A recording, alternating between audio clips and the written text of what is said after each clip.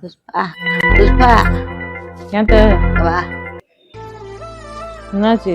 20 ரூபா இருக்கு. ம், கடையில போய் ம். 2 10 ரூபா நோட்டு வாங்கிட்டு வா. 2 நோட்டு தானே? ஆமா.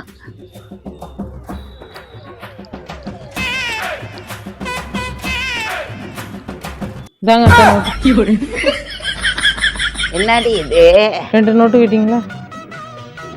உங்ககிட்ட என்ன சொன்ன?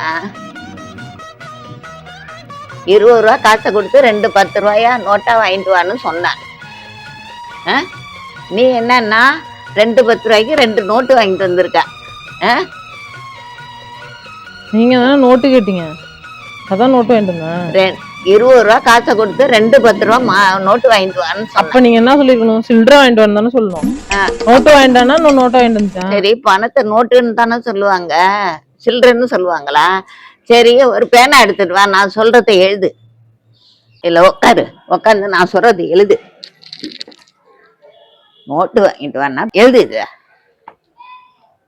என்ன எழுத போறேன்னு நான் சொல்லிடுறேன். என்ன பாரு, நான் கத்தி கத்தி சொன்னாலும் என் மரமண்ட மருமகளுக்கு ஏற மாட்டேங்குதுன்னு எழுது.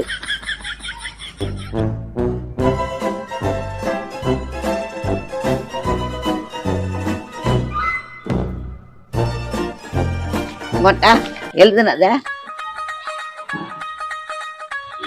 என்னடி எழுதியிருக்க? நாய் மாதிரி எங்க அத்தை கத்தி கத்தி டார்ச்சர் பண்றாங்களா?